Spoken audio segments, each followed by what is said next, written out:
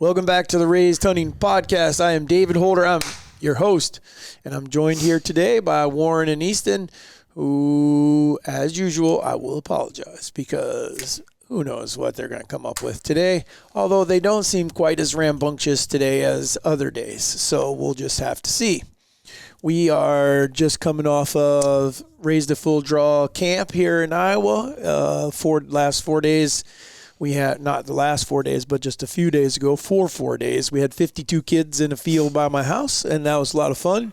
Had one hell of a water shoot, and Easton is now number 2 on the list. We have a young lady named Jocelyn, who is the official water shoot national champion, I guess is what you would call it. Just keep adding more words to the title. So, but Easton and her, we should try to see how we could get all the kids from different camps to shoot. Right. Get some that would be donations, sick. Fly them in private. So if you guys want to, if Nick wants in and he shot against himself. Oh, no, I just want to make the bracket. you do know, Nick, there was no way you could lose. I could have been all 8 shots. Yeah, you only gave him a 3-shot limit. I know, he only had 3 shots to hit it. It only took him 1. Only took him 1. So. Oh, we know. We saw it. All right, well, there you go. Podcast listeners, if you guys want to see one hell of a competition, we do a deal called a water shoot. It's a teeter-totter of water bags, and these kids have to shoot it. We have winners at every camp. We have 9 camps over 7 states. If you guys think that you want to bring them all here, we'll make it like the Olympics where they earn their right to get here, and we'll bring them all here and have one big water shoot. You all got to donate some money to get there for their plane tickets. We got to come up with the funds to do this. You could do it with your buddies, though, too. We need to do a 40-yard version, or I think you need it further than that. Because if I'm shooting against you, it's going to be a one-shot, 40 yards, and I'm done for.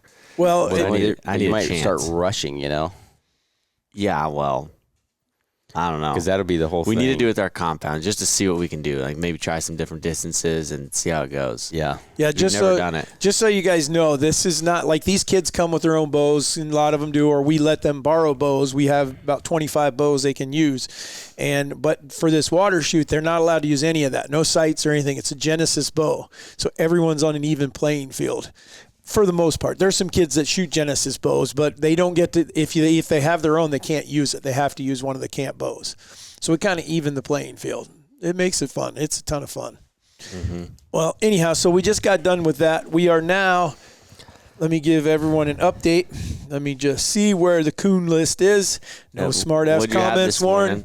I had one more, so I'm at 1, 2, 3, 4, 5, 6 coons now. If you guys have a rifle recommendation or a caliber recommendation, that's the only reason I haven't killed a bunch more for you. Because Christo's treeing them left and right, and I'm not willing to shoot my 6 arc straight up in a tree. So I need to have a different 22 gun. Magnum. Yeah, but sometimes you have it, and so I don't have that small of a caliber. So I've literally had them sitting there and have not shot them. So coon calibers, boys, you got 22. That ain't a 22 mag. Big difference. Figured that was 9 mil. Okay, Warren. What is our Desert Eagle? He's going to Desert Eagle the raccoons. All right. That's 50 cal. Yeah. All right. So let me do a little quick introduction. A wrist breaker. We have 2 things today. One, hopefully it's a pistol. We're going to continue the archery series, and we're going to talk primarily about practicing or how we practice and what we're doing to get ready for whatever season that you're going on. Real world applications. Yeah, real world applications is good. However, we are interrupting this podcast because we have the official results of our ages of deer this year. And some of us were right, some of us were wrong, all of us were wrong on some, all of us were right on some. So I do think we're getting better. We've definitely gotten better from we're getting a few better. years ago. Yep, I would agree. If you guys hear this is also you keep your mouth shut because you're hearing this first, and we are posting this on social media, Nick, where we're going to put these together like a little profile and have people guess their ages because I guarantee they're going to be so far off. But don't spoil it for everybody else because you heard it on the podcast first. I would think this is probably one of the smallest lists we've had, though, too. Yeah, we only had a very well-known list. I think mine and Joey's are the only ones we didn't have any really. Not a lot of history with him. I guess so. Okay. So we had 5 deer on the list. Some of you will recognize some of these deer. Some of them you won't. So you want me to list the names or go by each one? Or how do you want me to do it? Well, you might have to list the name and then provide a little description so that they would know what deer we're talking about. Okay, so just and how we do this, we do not look at jaws. We actually send these teeth off. The front teeth of a deer is sent off to Matson's Labs in Manhattan, Montana, and they rate how well they think that they can cut that. They cut the tooth. It's called cementum. And anyhow, all of these are an A rating, meaning they feel like they're like 99% sure this deer is this old. That's the first time we've had all A's. Normally we have a B or a C in there sometimes. Really? I thought we always had A's. I know last year we had multiple B's or C's. Which another interesting thing for those of you guys on the cementum, they're basically looking at it's like tree roots on like the rings. But who was telling us that it was either the bigger the distance in the gap or the smaller the distance was the more stressful that year was? I don't know. I didn't hear that. But I don't Maybe know. I I remember talked to you one of told them. me about that, but I don't remember what Maybe it I was. read something or something, but they were saying that some of the years with where it was bad, not very bad conditions, rough winters, whatever, that I think it was closer. They were closer together and also indicated less growth overall for the deer because it was more stressed. Yeah. Gotcha. Well, this is just a good way to truly know whether or not because there's so much on social media of people guessing ages and So far off. And way off. I mean, and so many of these people I don't know how many times I've seen someone say this deer was 8 or 9 years old. We've yet to get one back that old. Not one. And no, 7. I think 7's the oldest. I've killed 2 that are 8. Who? KB and Yeah, Bullwinkle. that one, yeah. Oh, they were 8. Okay. Yeah. 8, I guess 8 is the oldest, but I mean, when you get 9 and 10, But that's out of now 8 is still unreal. all of the deer that we've sent in the last 10 years probably now. yeah, we're think probably that- looking at close to 100, I would say. Yeah, I thought we had somebody else who had one real old one. Not that I recall. All right. So anyhow, let me start. We'll start with Joey's because most people probably didn't know. So we got Easton's really good buddy. He's a friend of all of ours, actually. He killed a deer, and every one of us guessed that deer to be 2 years old. I mean, he was, 115, 120? I still haven't scored it yet because Joe hasn't brought it.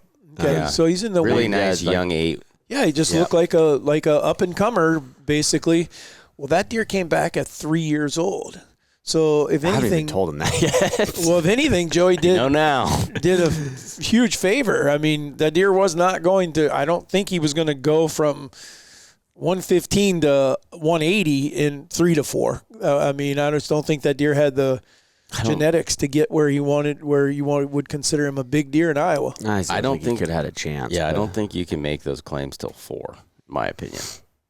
I don't know. He's definitely behind the curve compared sure. to some of the other ones, but Yep. All right. So the next one on the list, do we want to do him? sure. Sure. So Bent because we didn't beam. kill him. So bent beam. Many of you guys heard us talk about bent beam. Bent beam was a deer that on November 7th I was going to set a blind for bent beam, and driving down the road I look over on the neighbor's property and there's a deer laying on its side. Thought it was dead, so I turned around, gonna glass. I thought it might have got hit by a car. And when I did, it lifted its head. So I went and talked to the landowner, said, hey, there's a deer. I think someone might have hit it with a car or shot it. Can I go over and see what's going on? They were like, yeah, you're fine. I pull over there. Lo and behold, there's no blood, no nothing. Deer struggling. I don't know what's wrong. So I call the DNR. They come down. They kill the deer, and we sent it off, and it comes back that he tested positive for EHD on November 7th. He also ended up scoring 179 and some change. However, this one is the most What was everyone's heartbreaking. guess on that one? I know mine. So Age? the guess is on bent beam. Easton guessed him at 4. David guessed him at 4. Nick guessed him at 3. Warren guessed him at 4. And he did come back as 4 years old, which is heartbreaking because I do think that he would have gotten even bigger, Well, from 3 to 4, he put on, 30, 40 inches. yeah. He's like 145, in that 150 area. I don't think he was quite 150. What was your guys' reasoning behind guessing 4? Because he didn't look 5. Just looking at his body. Yeah. Yeah, well, to be honest with you, I think he did look 5 to me. All the videos we've seen of him and everything, and I make myself always do a year less than what I think they are, especially on deer that are in the younger ages like this, where we don't know them year to year. Yeah. Where they look mature, but definitely not. I don't know. It's so hard because we only knew him for 2 years. Yeah. And I didn't even know him last year. I just knew what you guys had shown me. And so to me, he looked 5. And I always know that I'm probably a year, if not 2 years older, guessing older. So I did 4. I went 4 because of last year. I felt like I was confident he was 3 from what last year. This year, if I had just known him this year, it would have been tough because he had a weird body. Like, he wasn't a huge deer and he had a little face. And then he would fool you. Like, as in, when you saw him, it didn't look like a 180-inch deer standing there. I mean, we all argued over it. Yeah, I mean, when he was looking at us there, like facing you, you could, I know this sounds nuts, but you could guess that deer 135 or 140. Then he turned his freaking head, and I'm like, holy cow, he's got a 25, 26-inch main beam. And then I realized how massive he was the night I saw him in the pouring rain. But my guess was more off of knowing him last year. I felt like I was confident he was 3. I only guessed 4 because, I mean, I saw some of the trail camera photos of him, but it was tough to tell his body, but just his jump. I don't know that I can think of a single deer that we've had yet that went from 4 to 5 and did like 40 35, 40 inches like that. And so that was pretty much my sole reason for that guess. Gotcha. I think we're missing one now that I remember. Who? The double drop deer that Alyssa found by the road. Yeah, I couldn't send the teeth in. They were so nasty. No, I cleaned them up. The head was nasty, but I cleaned the teeth up. Negative, Ghost Rider. Those teeth were black and stunk, and I asked you to clean them up, and you did not. And I finally That's not true. No, I spent 40 minutes cleaning off all the meat on the end. And then it was as clean as I could get it because it'd been dead for a week and a half. There's a big thing on there that tells you do not send them when they're like this. And so I didn't send them because I couldn't get the bag open. They were that bad. They were black. I'd like to see that because I cleaned those and soaked them. Well, the head, no. Your definition of cleaning. Do you know where the head is? No. I'm running a test on that head. All right, so we've done Joey's. We did bent one. beam. Which one do you want to do next? We'll see. It's just not super polished. Do you want to do chains or we'll do the first 80 buck. Okay. So I killed a buck on a piece of ground of ours that I thought I was shooting actually a different deer because this deer was broken, and I thought it was a deer that Nick and I knew from last year. Then after I killed him, I was like, okay, that's not the same deer. However, I do know this deer. And I was pretty sure that he was 4 or 5, and I think I guessed him at 4. You are such. I want to see the interviews after that, after he shot that Nick, for proof. Proof of what? Because I believe you were saying that he was older. No, not. But I didn't think he was young. Let me ask you one question. Have you ever seen a deer get less heavy? No. Okay. What's that mean? It means you knew it wasn't Mini Mitch. No, it wasn't Mini Mitch. That's who you guys were claiming it was Mini Mitch.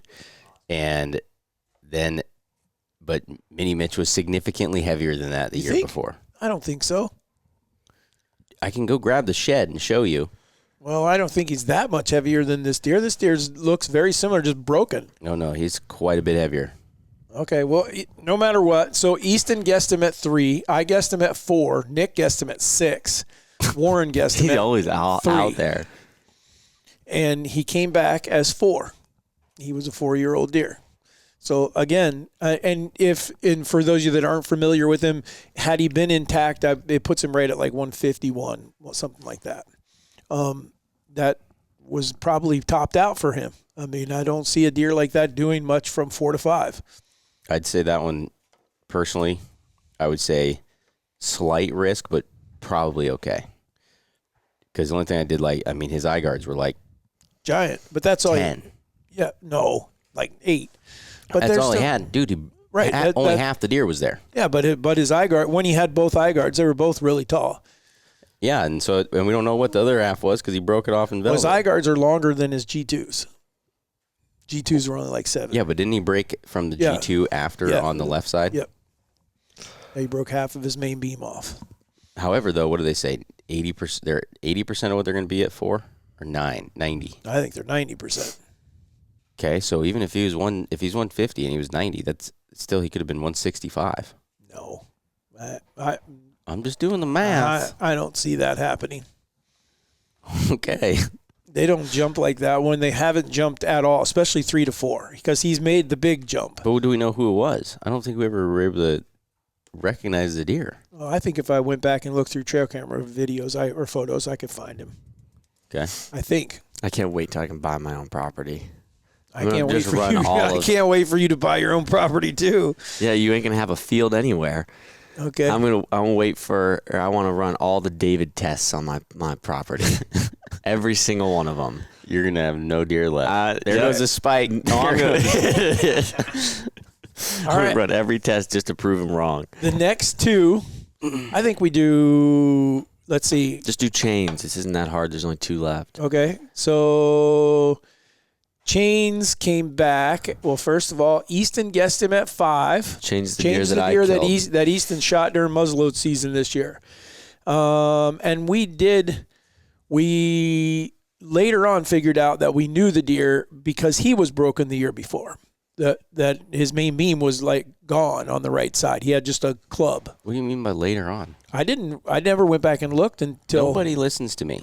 No, He I knew believe who the deer was the whole time. Right. No, I mean, but what I'm saying, like in the summertime, I did not go and look and find that deer. Yeah, no, not till it was later on. It wasn't until he showed up. Yes. Yeah. What showed up on us. Yes. Okay. Yeah. That's what I guess I was referring to. So Easton guessed him at 5. I guessed him at 4. Nick guessed him at 5.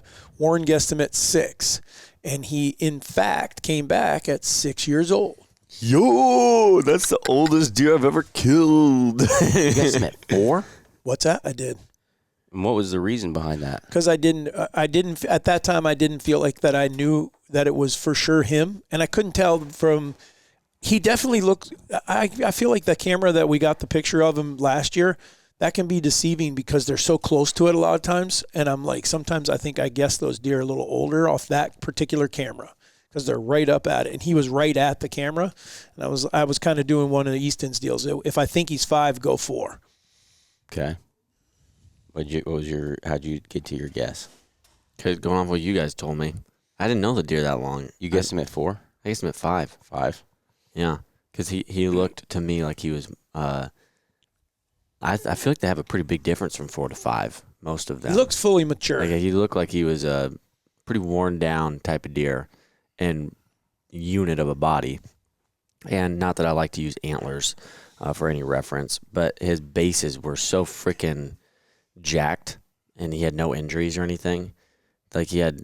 I don't think. Do you guys know what he looked like the year before? Like, did he have normal eye guards and he didn't have anything. normal bases and stuff, or has he always been that way? He literally had a club on the one side. I mean, Yeah. it was like a piece like that long is all. Yeah, But his bases were still huge. Yeah. the only reason I didn't do 6 because I wasn't gonna guess older than what I thought he would be. So, and going off what you guys said, you knew that he was there last year, and he did not look like a 3-year-old last year in the pictures or whatever that I'd seen. So, I was very confident in this one. I was 97% in this one. The only thing I'll say is I didn't know if he was 6 or if he was 8. I mean, he could have been 6, 7, or 8, but I knew for a fact that he was not 5 or younger and what I went off of is those pictures from the year before. There was no doubt in my mind that deer was at least 5. That was not a 4-year-old deer. I mean, he had all of the characteristics of a fully mature deer. Big gut, barrel chest, even his forehead had kind of a dip in it. I mean, like everything that you would say that's a mature deer. To me, I was 100% confident he was at least 5. And so then that's where my guess of 6 came in from, because it's like they're never older hardly than you think. So I said, well, I know he was at least 5 last year, so I'm going 6. He could have been 7 or it could have been 8. And that one was, so yeah, I'm feeling like we're getting quite a bit better. We're getting there. All right, and then the deer I shot last year was the drop 12. And Easton guessed him at 4. I guessed him at 4. Warren guessed him at 5. And Nick guessed him at 5. That's the only one that Nick got right. I'm still trying to figure out why I guessed him at 4 when I argued you so hard. I think I did it for just to prove the point. I sent pictures. I know. Remember I argued the thing last year about shoot the deer. Don't pass this deer. Because him and the neighbor kept saying he was 4. And I was like, Warren is confident he's 5 years old. So that means we should either shoot him, or if he truly is 4 years old and you guys think he is, then we should be passing him this year and we should pass him next year because he's going to get even bigger. And that's when the whole blow up between me and Dad happened, because I was saying that I believe Warren, that he's 5, and the videos and pictures that he sent. This year? Yes, that he was 5. Yeah, that's why I don't understand where you I don't picked 4. either. And that's what I'm trying to remember why I picked 4 on the scorecard purposely. Because I was 100% on your side the whole time. I even argued with a neighbor on it. Well, I wanted him to be 5, but I thought that he possibly was just a really big 3-year-old last year. And I was like, and he has the potential to really be something even bigger. But I sent you the photos of him of what he'd had to have been at 2. Mm-hmm. So that didn't. He never accepted that he was 5. No, I didn't. Never once. That one, I thought for sure he was going to come back at 4. That part I don't understand, because Warren did have the definitive proof. Like he literally laid it out with year to year to year. That I don't know. Neighbor got in your head, or you just wanted to be stubborn. Yeah, just I don't understand. So where was your theory on that? Because if you remember, I sent you photos of this would be 3, this would be 4, this would be 5. Or you're saying that he's 2 in these photos. Right, which would have been like a 140-inch 2-year-old, which we've only seen that happen once or twice. Right. And his body for being a 2-year-old would have been a massive 2-year-old. He had to have been a Juice. Juice is the only one body-wise that really threw me off. We had the 9 at the house years and years ago was antler-wise. That deer was 2. But he did look like a 2-year-old. He had a giant rack. Yeah, he did. I can't wait to call. I just call a neighbor and tell him. Oh yeah. I just don't. That one, I don't understand how both of you guys guessed 4, because I mean, the trail camera pictures was super obvious. All right. The only other option I have is that maybe did we tell you, or did we send them to you? Our guesses. No, you wrote them down. Everyone gave me their write them down. I just transferred it to there. I still don't understand why mine would have been 4. I either had a theory on doing it for a reason, or I think you were miswrote it.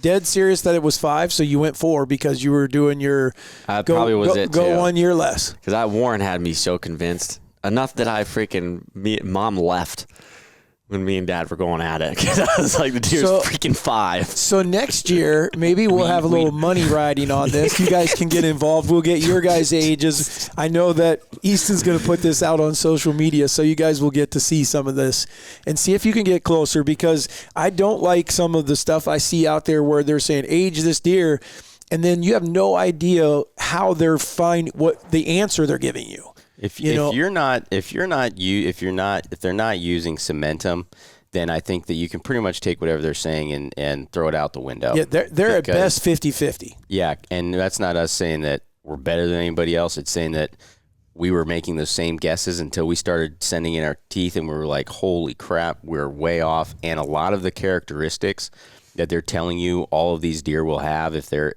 X age is also way whack, and it can go either way. Sometimes you get a gigantic Juice at 3 years old. They would have been saying that's 6 years old. Yep. I mean, because What did he huge. come back when you killed him?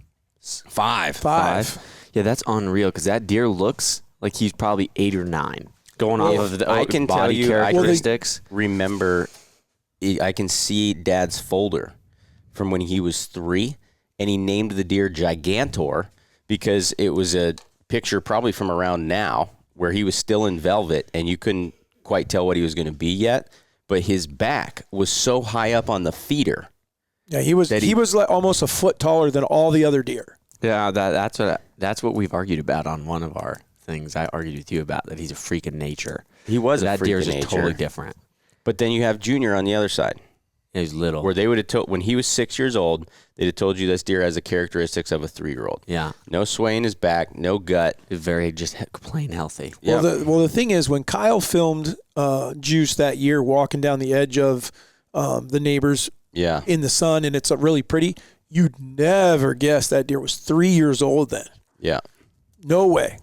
Everything about him said he's fully mature. Yeah, I'm not going to lie to you. That's one of my biggest pet peeves when I'm talking to, I mean, you go to ATA or just shows in general, and you're talking to guys that are a lot of people look up to or are relying on information from, and they start telling you deer's ages, this, that, and the other. And whenever they start telling me it's 8 or 9, or like I've killed like 4 or 5 bucks or 10 bucks that have been 7, 8 plus, my first question is, how many of those have you aged? Because just a deer getting to that age in the first place is difficult. Unless maybe you're like the juries or somebody who's got it freaking down. Like they know what they're doing very well. And just about all of them, I don't age them. I just know them from year to year. Bullshit. Oh my gosh, it's one of my biggest pet peeves because the amount of information that they're giving to people, like all of us that are here, is just total BS. And they will blow so much facts out there like they think they know exactly what it is. And this stuff proves it so hard. I would love you curious to see if we pulled our first couple of years. I have them all saved. I'll bet you could take him, and I'll bet 90% of them are wrong. They're saying at least 5 to 7. Yeah. Just looking at. Well, the thing is, no matter what, people, the first thing they do is look at the rack. Yeah.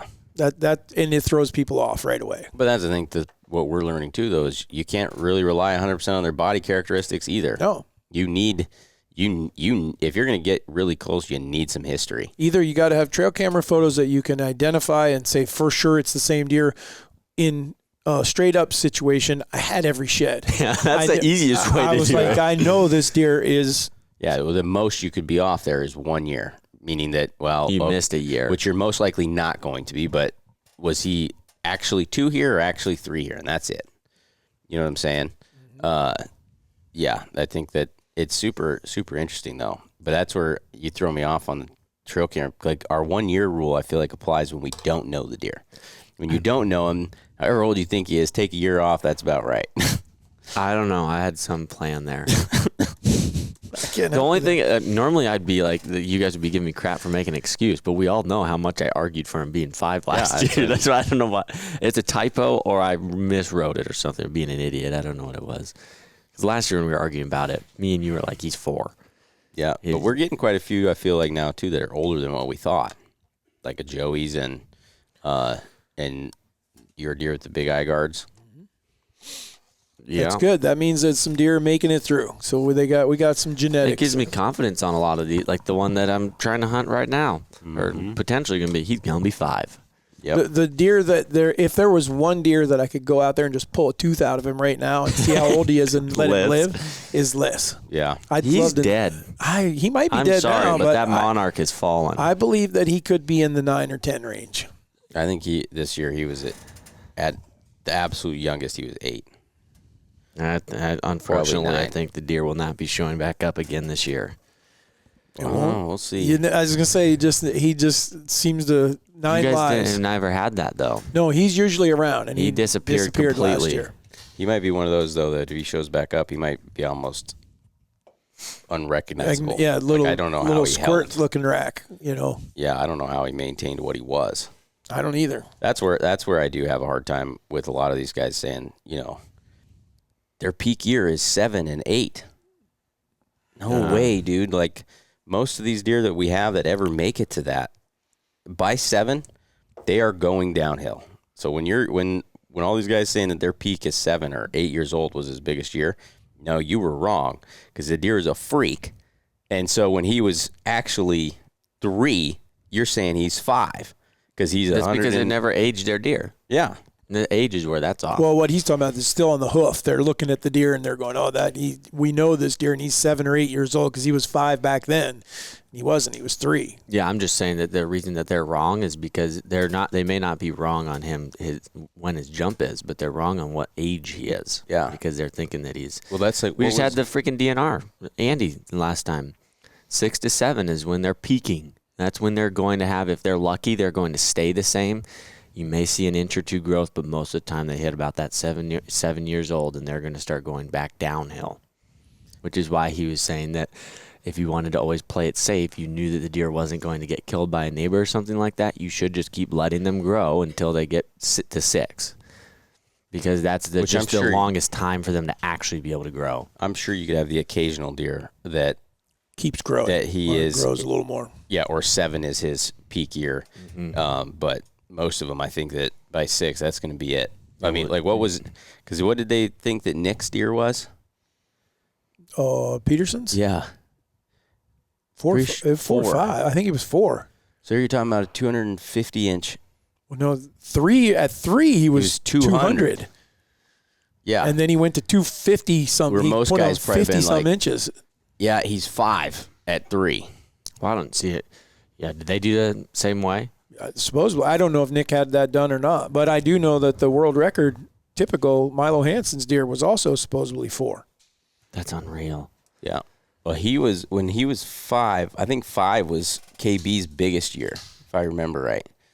And then he dropped smaller from 6 to 7 to 8. And from 6 to 7, he dropped probably 20 inches, and then probably another 15 or so from 7 to 8. All right. Onward with our archery stuff. Enough about our deer. So if you guys are inquisitive, Matson's Lab, send your deer in. See how old they are. Start seeing if you can guess the right thing. Honestly, if that's a big thing, we should do a video on how to get the right tooth out. Yep. You gonna sneeze? I thought so. Just get on with it. That's painful. I try to let it out. Whatever. All right. Well, we want to get back onto our archery stuff. So what we were going to talk about today, a little bit about practicing and how we practice. And being that I'm the oldest one here, I've gone through a lot of different scenario ways that I practice. The main thing is, I think Warren has said it numerous times on the podcast, is that first arrow when you walk out needs to be the one that you're gauging everything on. And then after that, you're practicing. But you need to, that is something that you have to, and I'm not saying that like right now would be a perfect time. No, you don't have to worry about it. You got a new sight, or you got a new release, or you got a new rest, or a new bow. Maybe the first arrow is not that right now. I'm just shooting, just getting comfortable, getting things dialed in, that kind of stuff. But once we get that bow sighted in where you feel like the bow is on, you are on, then every day when you walk out, that first arrow is the one that matters. That's where and so in my opinion, that's when you should be shooting a distance that you plan to hunt, your effective range, and see if you make that shot. Then if you want to launch out there long distance and stuff like that, because I'm all about, as much as you hear me talk about shooting under 40 when you're hunting, I am 100% about shooting further than that as far as you can shoot. Practicing wise, I mean, it's going to better your form. It's going to make you a better shot if you can hold it together. And from 30 to 40, you'll see a little exaggeration of the problem with your bow or problem with your form. 40 to 50, even more. 50 to 100, man, you're going to see is something not dialed right where it needs to be. Well, if you think that punching your trigger doesn't affect much because you're shooting 20, 30, or 40. Shoot further and see what happens. I watch those kids at camp. Oh, yeah. And I'm like, man, I don't know how you hit anything anywhere near. And it's so much movement when they decide to, like, the kids with the thumb releases are the worst ones. Oh, yeah. Right now, because, like, they're way back here and then they're wham. And I'm just like, I don't know where they're getting their information from that they're trying to, why they even want thumb releases. Oh, I think they just see that a lot of your top archers shoot a thumb release, and then it just is to them, they think it's going to be better. And, and to maybe some extent it is, but the way they operate it is not proper. No. I had to. I'm not going to pick on her, but we did have one young lady that came up to the water chute, and she shoots a thumb release, and she grabbed that bow like this.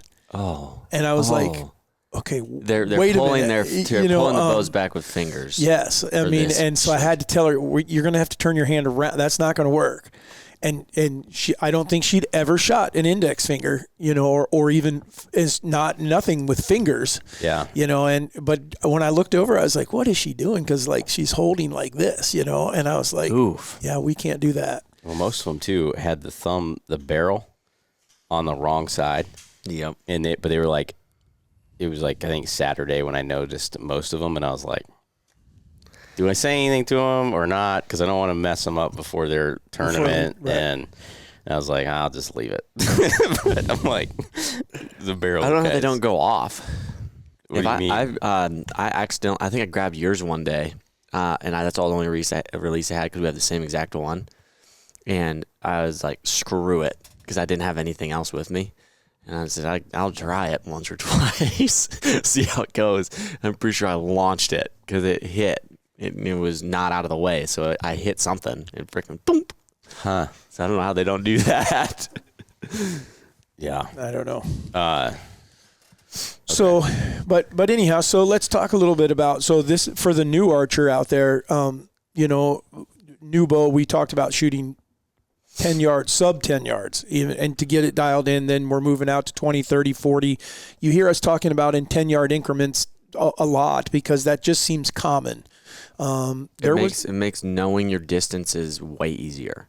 Yep. So you're going to see every range is going to be set up in 10-yard increments just for simplicity's sake. But if you learn that too, you can learn how to judge your yardage, which is probably one of the biggest downfalls in most people, that if they don't have a rangefinder, even if you do have a rangefinder, the amount of kids I argued with this weekend, well, I got a rangefinder, I don't need to judge yardage.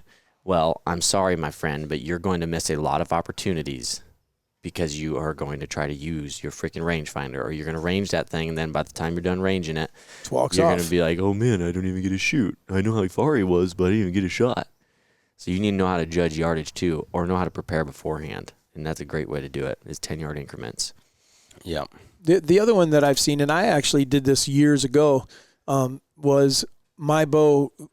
Mine, I don't remember which one it was, but at 15 yards and under, it was one pin. So mine were 15, 25, 35. And I did that only because 15 to 20, my bow changed. I wasn't shooting enough pound. This is way back when I first started. There was a difference, so I had to have another pin. So I guess I'm saying that for the women out there, or guys that aren't pulling as much poundage, and you can adjust. You don't have to set those pins at 10, 20, and 30. That's just common. That's what we're talking about. Or probably 20, 30, 40 for most Or adults. 20, 30, 40, yes. But a lot of your bows now, especially if you're not shooting, 500 grain arrows, 600 grain arrows, you from 20 to 30, you have quite a bit of room of forgiveness there, because your bows are shooting pretty flat. If you're pulling 70 and having the average draw length, where, like these kids, I watch some of these kids, and for them, guessing yardage, Imperative. They need to be to the yard. Jax, for instance, he's got to be to the yard because he's got a 19-inch draw length. I guess it's probably longer than that. It's probably 22-inch draw length, and he's probably pulling 40 pounds maybe. Yeah, maybe not much. So he's got to be a good shot. Yeah, I mean, the amount – well, he's got to be good at guessing yardage too, because for him, if he just uses his 30 at 32, the three of us are going to just put your pin on it, and you're going to be within an inch. He's probably 6 inches of drop between 30 and 32, so it's a lot more. So for females too, that's something that you would need to keep in mind, right? And then like your taller guys, these guys that have these 30-inch draw lengths, a lot of them could probably get away with not even, like they probably don't even need a 20. They could probably go to 30 and start there. Yeah. So, one thing I would say that I do, and it probably is super contrary to popular belief, is once you do start getting really close to the season, and if you've done what we talked about in the last one, and you've taken the time to where, okay, every day I go out and my first cold shot is dead on, that I like to be able to go a couple days, even if I want to shoot my bow, and shoot dead on. Shoot dead on, because what does happen, I think, should we all be practicing every day during the season? Absolutely. Is it realistic? Probably not. And so what happens is you go a week between, you're working during the week and it's dark at 4:50 or whatever. You can't get to the range. You can't get outside, whatever. And so then you don't shoot your bow again until Saturday morning when you're back in the stand. And so you need to make sure that you're not falling out of practice. You're not doing things different. And when we start wearing clothes, me personally, I don't do it till like September. But usually when I get into later September, I will start shooting my first arrow with gloves on, because I just decided for myself, after enough situations with whitetails where I need to hold my bow and they won't give me a shot, or enough where a doe came running by or whatever it was, and I hated having to I got to get my gloves off to shoot. Like, I didn't like having that pressure or inconvenience. And so then I would just start, because I can't remember, I had one deer where I did that and held my bow forever, and my freaking hand was I've been with you when frozen. when your hands were outside the gloves, and I was like, "You're nuts, man." Yeah, well, because it was a long time. I just don't wear them. That's what a lot of guys do. They don't wear them, but that scenario there, especially it's like close to zero, and you end up with your bow in your hand for 20 minutes and no gloves. Your freaking hands get cold, and now how well are you going to shoot now? Exactly, and am I going to mess it up, get busted or something because I'm trying to get a hand back in my pouch or my glove or my pocket or whatever, and so I'll start shooting with gloves on, and I actually have a second release that I increase the tension just a hair on, because you can't, it's nowhere near as sensitive with your gloves on, and then that way it doesn't go off right away, and that I found that helps a lot. And then I've actually found that a lot of times I think I end up shooting a little bit better with gloves on. Now, it tweaks your form a little bit, right? Because you're not, like my peep, I can tell you that's one thing with my peep is never quite as perfect as it is without gloves, because I think it just slightly moves your hand position. But since you can't really feel the trigger, it's a surprise shot, which is what you want. I even shoot with mittens on when we get cold. Those big that thick I don't mittens. understand how you do. They fold back, so I get to my fingers, but then my fingers stay warm, right? And I can keep them on right until I want to draw, and then I use the string. I move my hand like that, and that folds it back. And I've just done it for so many years now that I am able to do that. But this year was the first year that I had an issue with a glove. I've shot with my gloves on all the time. I mean, I think the thing what we're saying is practice with the equipment that you're going to be hunting with. But this year I had an issue, and I actually wounded a doe, because my release went off before I was ready, and that was because I had a frayed glove. I cut the fingers out of my right hand where my finger is going to touch the trigger, and I had cut it, and normally I cut it down here, and I didn't cut that one as far. I only cut it just where the fingertip would stick out, and it had frayed, and I didn't know it, but it was getting between me and the trigger. And I recognized it, and I was like, I think that's what just caused that to happen, that I was putting, because I was just about to shoot, but I just didn't have the pin right where I wanted, and it went off. And I was like, that felt weird. And I'd had it happen one or two other times, like in practice, but not enough that I was like, oh, maybe I just wasn't paying attention. So then I went and cut that off.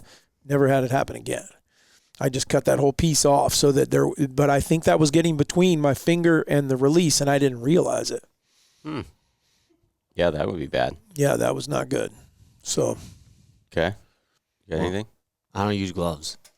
It was you or somebody that was sitting in the stand with me too, that you're like, what the heck are you doing? Because I just let them go numb, because I hate shooting with gloves on. But I also am shooting my thumb release, which I think that would make it even worse. No, I can't, because I can't feel where I want it in the release in the crease of my fingers. I can't feel it even close to what it was with any type of glove. Yeah, no matter what about when your hands froze? As long as I can see what it is and it's done, I know it's not adjusting anything. I don't have any thickness difference or anything. I know it's there. And so then I'm not pulling. I don't have to feel anything to set it off. I just rotate. You're shooting your thumb now or your hinge for hunting? I just switched to my thumb now. So I'm still in practice with it. I was shooting my hinge for like a year and a half there. Hunting too, yeah. Well, gloves are one thing, but the other one that I see, I think probably a bigger problem for people. Face mask. I've watched so many people, adults, kids, and they draw their bow back, and the face mask is actually in front of their eye. And they're like you can tell they never practiced with it on. Well, and they can't figure out now, what do I do? It moves your anchor. Way moves your anchor. Moves, everything. I hate face masks for that reason. Well, I wear one, but I wear a full open face, and I pull it down under my chin so that my face is the same. Yeah, but you're still got to you're getting your anchor points back there, it's going to move them some. Well, and I think that's why you got to wear, like I wear the tight ones. You know, the other reason that I like the tight ones, and what I'm talking, I don't know what they're called, like form fitting or whatever, not like a loose deal. We have them on the website. Right. Well, but by doing that, they number one, my anchor gets to be in the same spot. I just got to feel it through that, and you can. But number two is you can still hear. I hate when loose garments are over my ears, and if you move your head, it goes shh, shh, shh, and you'll think you hear something walking, and there's nothing, and it's just the mask. And so anyhow, those can be a big deal, or face paint can be one. I don't wear face paint because I walked into a bank one time with it on, which was not a good deal. Forgot that I had it on. That's freaking funny. They didn't like me. So shoot with your clothes that you're going to hunt on, which I know everybody's said that, but it will, especially like when you get into real cold weather. Bulky clothes. Yeah, you'll find that you got to layer different, or that it will affect how you shoot. And it won't be near as comfortable as when you are just shooting with a t-shirt on and weather's comfortable. So well, and that one goes too is binocular harness. I was going to say bino harness, and taking bino harnesses or clothes like we're talking about, and getting in a stand and leaning over. And like you're going to shoot down and shoot uphill if you're going on an elk hunt or what. You need to practice shooting off your knees. I mean, practice it all. I know it sounds, there's guys out there going, oh, I've been doing that for years. Really? When was the last time you actually practiced that on the range? Yeah. You know, where you actually, because I can't tell you, like this year I made the mistake. I've been shooting turkeys for 30 years now with my bow, and I made the mistake sitting in a chair. I sat in the chair and I shot and I hit my knee with the cam of my bow. Okay. Then the next time that we went to go turkey hunting, I was going to shoot from or not turkey hunting. When we were bear hunting, I was shooting out of the same seat again. And I'm like, I'm not making that mistake again. I went over and I practiced shooting out of the chair and made sure I knew how far to turn the chair so I would clear my leg. And that one was just shoot on your knees. Or shoot on your knees. Anyways. And that's what I did forever. And now I'm just getting old enough now. It's hard for me anymore. I don't want to blame it on age, but it's hard for me to get on my knees and stay on my knees for a long period of time. I can shoot from my knees, and I prefer that. But if I get down there in a situation like you're talking about, doe comes through and then the buck, and then now I'm down there for 25, 30 minutes, my legs start to cramp. Yeah. So what are some other things that we do to practice? Well, maybe more so in the summertime. A big one that you need to know, just regular strategy for some of the guys that have been asking how we practice. Most of the time, I know me and Warren do it a lot. I think Dad does too. But we'll start at 40. That's our max, or that's our effective range, which we just taught the kids. Everybody should be able to determine what your effective range is. I will argue just about anybody that it shouldn't be over 40 on any animal. Anyways, you want to start at that distance, 1 or 2 arrows, whatever that is. The furthest distance when you're cold. Shoot there. Now you go into 30, 20, whatever you're wanting to shoot, or if you're wanting to shoot further than that. The point with that is don't shoot too much. Oh my gosh, the kids are a great example, and I know a lot of other people do it too. Just because you're enjoying shooting or you're shooting well, sometimes when you're shooting well, that's when you just be done. Like you don't ruin it. I mean, you've been shooting well, maybe shot 2 rounds, and when we're talking rounds, I think for me, a round is typically at most I may have 5 arrows in my quiver. Most of the time it's like 3, 4. What about you guys? Mine's 4. I try to keep myself to 3.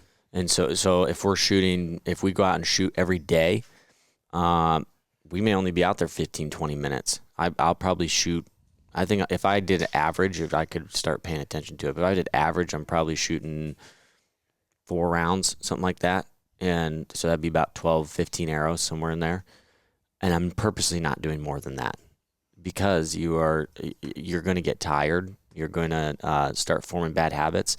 Now, I know a lot of you guys probably want to shoot more, which is fine if you're practicing well for it, because especially like you go to a 3D course, you're shooting 20 arrows. Or 50. Which I think those are ridiculous. It's just fun to do that for a weekend or something like that. But holy cow, that's a lot of freaking arrows. But your average course is 20. Normally, if it's 50, you're doing multiple courses. But so keep it low. Don't go, especially don't be shooting 1 round where you got 12 arrows. No, split it up. Give yourself a break. And those days are tough when you're on it and like smoking everything. You want to keep shooting. Absolutely. This is fun. Mm-hmm. Yes. Although the worst is when you're not, when you're and it's not that you're way off. You're off by like I keep hitting an inch left. Well, okay, I'm going to fine tune this thing. You know, I got that dialed in. Now I'm going to shoot again. So I go get my arrows and I come back and I shoot. And maybe the first arrow, okay, yeah, right there. You should have quit. But instead you shoot another one and you're half inch right. Did I move it too far? And then maybe this is called not chasing your sight. And so so I guess how good are you, first of all? Number two is, with my eyesight, a lot of times I can say, or the size of your pin is that what's causing the inch left or right or whatever. But man, when you're just right around it, that is when I think the most people will just keep shooting, and you've got to be able to tell yourself quit. Just stop and come back and see if it's doing it again tomorrow, or not even tomorrow. The other one this is what I used to beg you to do, was Warren was my 300 shots a day. I'm not kidding, man. I mean, it would just be over. I'm like, you can't be even, your form and everything else can't be still as good as it was. You were out here an hour and a half ago and you're still shooting. And so anyhow, my point was I was trying to get him to shoot for 20 minutes or 30 minutes and then quit. Come back 2 or 3 hours later, shoot for another 15, 20 minutes. And then if you want to do it again, come back in another 3, 4, but where your body's had time to kind of recover.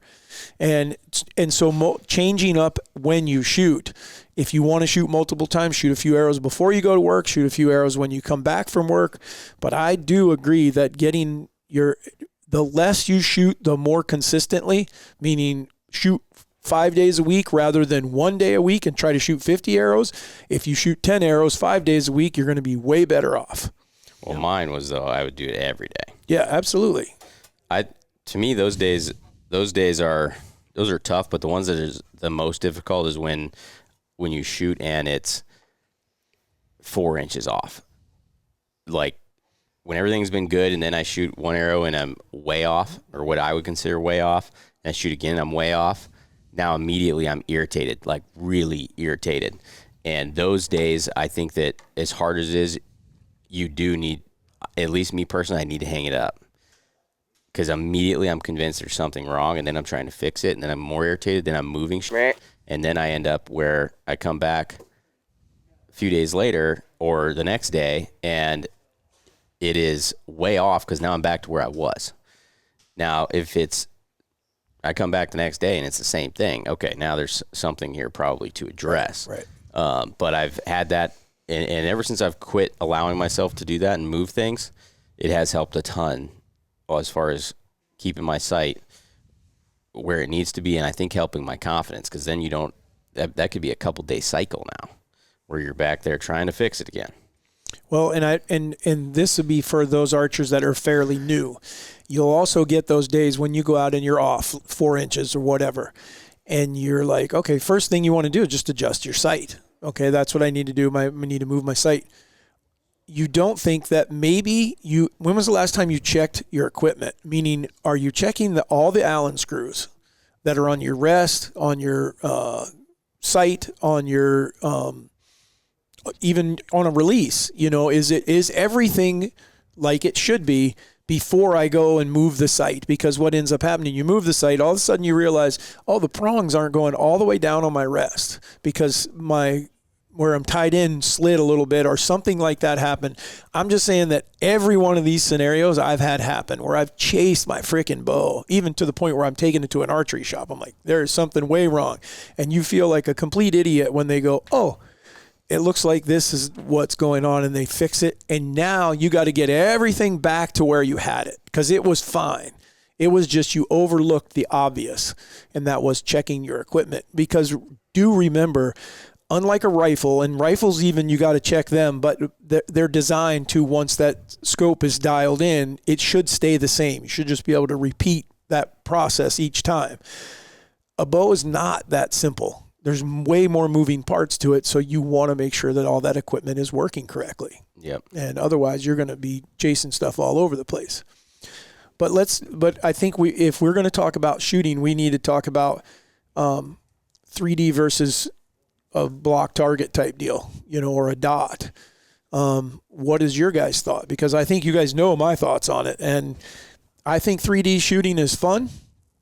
I enjoy it. I like going there, but I'm never going to score well because I do not agree at all with where the kill zones are designed. Not that they aren't they aren't the center of the vital or the chest cavity or whatever you want to say, but they're not where I'm going to aim on an animal 99% of the time. Well, I'll let you go first because I know your strong opinion on this. Which part? The whole thing. Well, I think that when you look at your targets, I've come to realize, I'm not talking 3D targets, regular spots and everything. I've come to realize that I don't believe I hate them. That's what I've come to believe. I freaking hate shooting regular targets. And the reason that I've come to find that is because I struggle with target panic massively. And the more and more I've realized that if I can have a blank target, I don't have that like hardly at all. And so when you have all these spots, even if you have one spot on there, I'm never doing that in the woods. I'm literally never, I'm trying to pick a spot to hit, but I never have a freaking dot that I'm aiming at. The only thing that does is allows me to get a baseline as to where I'm hitting and to be able to practice something repetitively. But when I'm going to 3D shoots, I think that is the best thing you could be doing once you're sighted in and everything. And the reason I think that is because you can practice angles, you can practice where you want to hit them, you can shoot out of tree stands, you can shoot all kinds of different things. Shooting score, that you better know how to freaking not let that muscle memory connect with you there. But I really think that unless you're shooting pro, you ain't going to deal with the muscle memory of what a 3D shoot is going to do for you for a weekend. I don't think it's going to hurt you. I think it's actually probably the best thing you could do because you're going to get a reference as to a body style versus a target. I agree. I think the good thing about 3D shoots is I do think that it puts you in much more realistic scenarios overall. As far as you're shooting outside, you're shooting maybe across a canyon, you're shooting at angles, the ground's unlevel. I think all of that is great. And I think that if you are shooting a 3D target every day, if that's the only target you have, I would agree, don't be shooting for the rings. Because now I do think it can get to where it is muscle memory or second nature and you're going to shoot for the rings and that's not where you want to hit. I think on a 3D shoot, if you shoot a block target or whatever most of the time and then you go to a 3D shoot, I think that it's great to shoot for the rings. I think it's great to keep score for two reasons. One, I think that if you're competitive, it adds some pressure to it. That is more realistic pressure, in my opinion, than trying to run up a hill or get your blood flowing, because there's a huge difference. I've said it before, in adrenaline dump and exhaustion. I can still think when I'm tired. I can't. Adrenaline is a whole different ball game, and I think it allows you to take something where there's if it's target's in good shape where you don't really have a dot, you don't really have anything to aim at, and you have to pick a spot. You got to pick a spot, and then you got to commit to that spot and trying to hit it. And I think that is really beneficial because, like, black bears would probably be the best example of you're shooting at more of a blob. So you got to try to figure out where am I going to aim inside of there.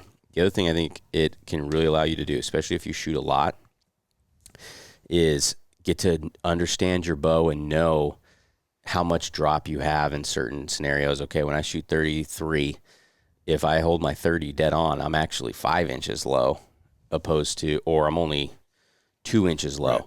Now I know in a hunting scenario, I don't really need to worry about trying to split pins or anything. I'm just going to hold my 30 just a hair high and I'm good.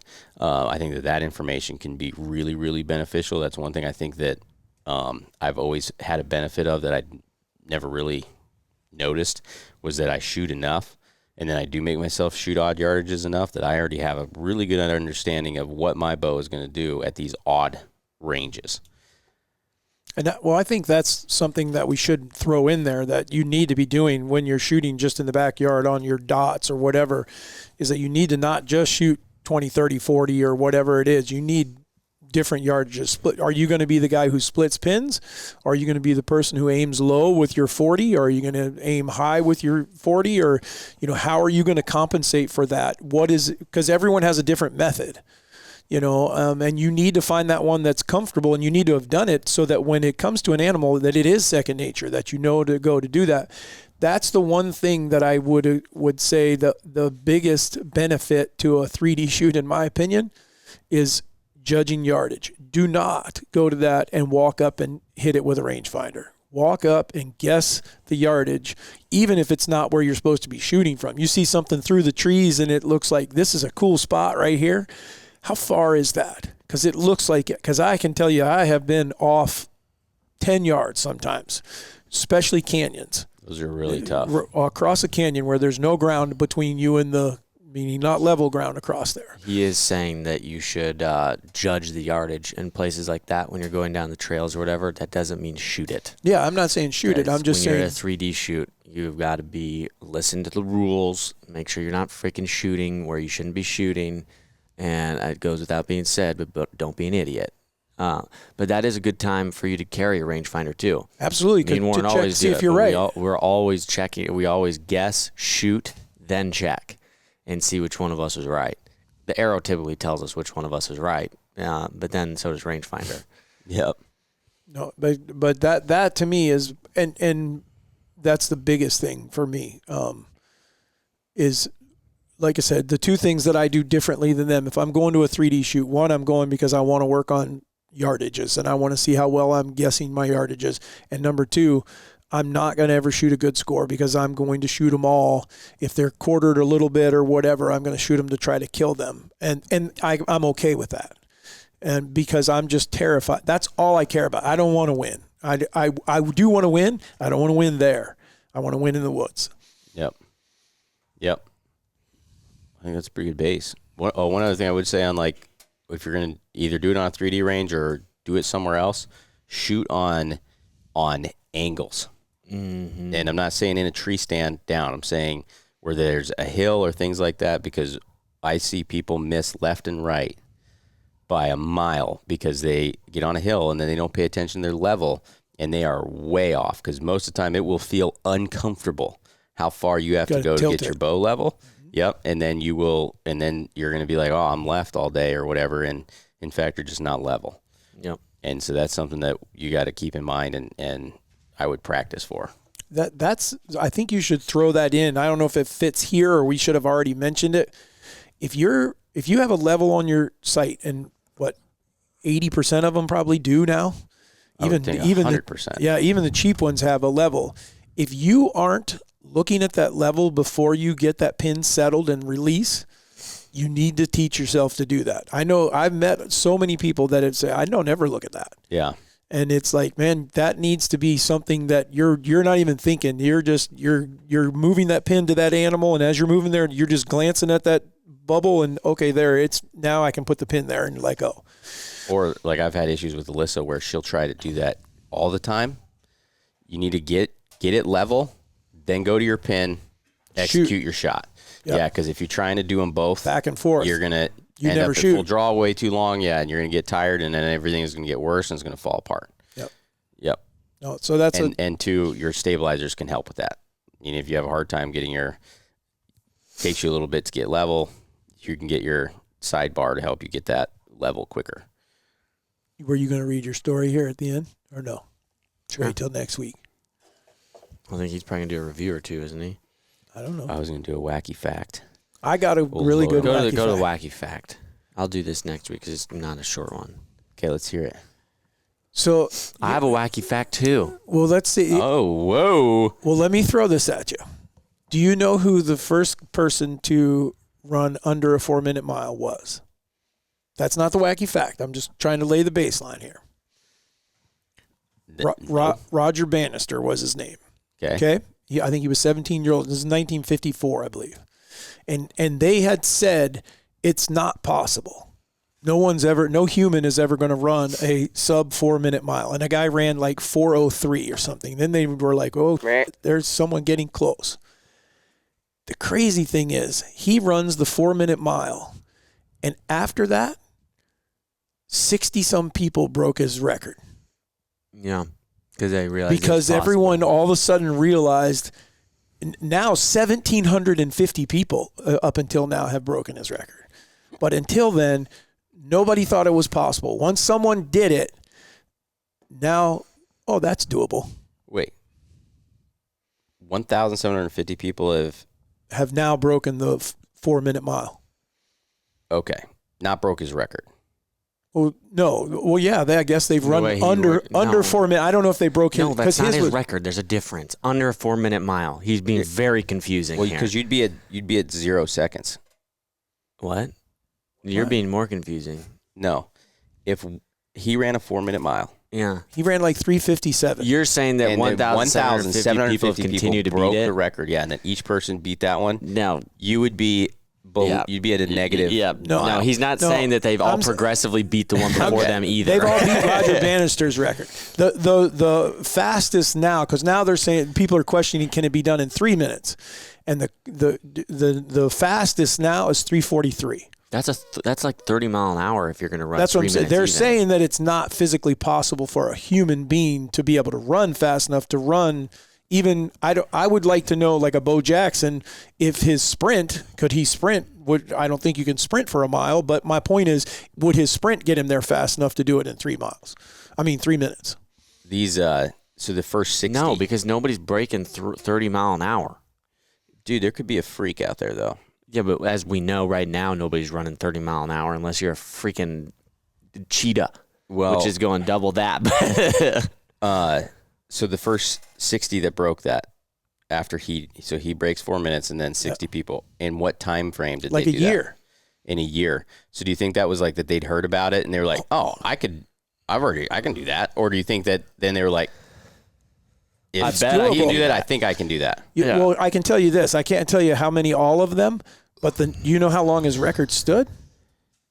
A day. 46 days. Yeah. 46 days. And now someone was like, okay, it's doable, and they beat it. Or they were already close and just didn't even know that He was doing it too. That was a world record. I don't know something. that, but I mean, the point they're making though is that, I mean, the world is saying this can't be done. Then someone does it, and now everyone's like, resets all right. expectations. Yeah, it resets the whole thing. Yep. Yeah, that's pretty amazing. Good for him for not Mine is going to the standards. the more you know. Did you know? I already told Dad this one, but did you know that Dale Earnhardt Jr. should technically be Dale Earnhardt III? No. Yeah, because if you watch the Earnhardt series, right, the new documentary about him, it's all about Dale Sr. and then Dale Jr., okay? And then they talk a little bit about the older the Dale's dad, okay? Dale Earnhardt is actually what Phil Dale Earnhardt Ralph is Dale. Ralph, the Ralph one that Dale. had the three car. Yes, his Okay. dad is Ralph Dale Earnhardt, okay? Okay. Dale Earnhardt, number 3, the one the legend, okay? His name is Ralph Dale Earnhardt. And then now if you go to younger one, Junior, it's Ralph Dale Earnhardt Jr. And the only reason I figured that out is because when they inducted him into the Hall of Fame, Senior, Dale Earnhardt Sr., that they have his picture there, number 3, and then his signature, Dale Earnhardt, and then right under it, in small letters, says Ralph Dale Earnhardt. His dad's name is Ralph Dale Earnhardt, and he was never named Junior. I wonder why. I don't know, but they slipped one by us, and it's a bunch of crap. Huh. Interesting, huh? That is weird. It must be. There's some kind of conspiracy. I think Trump had to do something to do with it. It's probably. It was probably something to do with people coming across the border. We need one of those tinfoil hats to put on Dad. What? We can All right, talk Warren, about the get yours protest. going. Okay. The human brain uses about 12 watts to think. If an AI system was trying to do the equivalent, its processing could need as much as 2.7 billion watts. So we're better than AI? For a AI to do the same as our brain, Wow. well, we may not be better, but we're more efficient. That don't make any sense either. But Meaning that we only need here's that- 12 watts. they can do it so much faster, but we're using way less energy to do what we're doing. Correct. And if for it to be Interesting. equal to ours, it would need 2.7 billion watts. Huh. I wonder how that's the case when it's handling like freaking billions of people asking it the questions. If billions of people were asking me questions, I'd be like, huh? Well, I think there's probably a difference between the input that your brain is able to learn from at one time and the efficiency of your brain working. This one's also very, very interesting. Canada retains about 91% of its original forest cover, dating back to the time of the early European settlement. That doesn't surprise me, but I like that. I would like to know what America's is. Not good. I would bet it's like 50%. The Western expansion, 50% man, if you're Lucky. fortunate. Yeah. Yep. in our big cities. Yeah, if all these people that live in the cities that want us to do better for our environment, we should knock down the cities. I'm telling you, if you would move the road structures up onto a monorail that was powered by magnets, we would get all the roads off of the surface of the earth. And when you did that, you could bring back, we would have the ground. That ain't gonna work either. Yes, it would. It'd shade everything out. Nothing's gonna grow. Not Because you're gonna have so necessarily many true. freaking roads, so many buildings. Yeah, I'm telling you right now, I grow certain plants to shade out the other ones below Whatever. You want one more wacky fact? You want me to save it? No, let's hear it. it. Say, oh, Okay, well, you tell me because I was way off. Do you know, first of all, how long is 1,000,000 seconds? In what? Hours or days? Hours, or what? days, weeks, whatever you want to put it in. What do you think 1,000,000 seconds? Without looking it up. Warren's looking it up. Don't look it up. He's Don't be cheating. Calculating. No, you are cheating. You're cheating. 16,667 minutes. So how many? So what does that equate to? Well, I need to do the next You calculation. have to give us what you're trying to get to, so we can try. I'm to just calculate asking that. you. Give me an idea how long that time would be. So I don't want to 1,000,000. tell you because if I tell you do it in days, you go, oh, it's only Or days. 1,000,000 If I tell you seconds. it's in weeks, then you'll look at weeks or months. Okay, well, hold on here. Let me do some thinking. Well, I'll give you that answer, and then I'll ask you the next one, and that's going to blow your mind. You did me. 1,000,000 seconds. 1,000,000 seconds is 11 days. Okay. Okay, so 1,000,000,000 seconds would be how long? 1,000,000 seconds is 11 days. 11 years. That's kind of where my head went. I was like, okay, so It'd be 110 years. 110 years. Oh, that's some serious. No, wait. So 1,000,000 seconds is 11 days. Yes, A billion And then seconds. 1,000,000,000 and seconds. 1,000,000,000 seconds. Oh, I'm going with 11 or 21 years. 11 to 21 years. Well, You got freaking 10 years between. 1,000,000 seconds is 11 days. Okay. Hold on. Because so 100 million would be 100 times that. So it's 11 days times 100. So you'd be. That's where you got 110 years. It'd be more though, because it's actually more like 1,000 times it, right? I'm just What's asking. the answer? It's over 100 years. No, 31 years. Oh, 31 years. close. But Okay. that just tells you the difference between 1,000,000 and 1,000,000,000. It's a freaking humongous difference. On Warren's head, Yeah. it's even bigger than that. Well, because I was thinking, if 1,000,000, well, then you have 1,000,000 times 10 or times That- 100 million. Well, that's what I was. I was like, is it times 10 is- 10 or times 100? What was it? A billion? You said 1 billion. 1 million. 1 million seconds. versus 1 billion. Yeah, it'd be times 10, right? Because it'd take 1 millions to get 1 billion. So it'd be times 10. Yeah.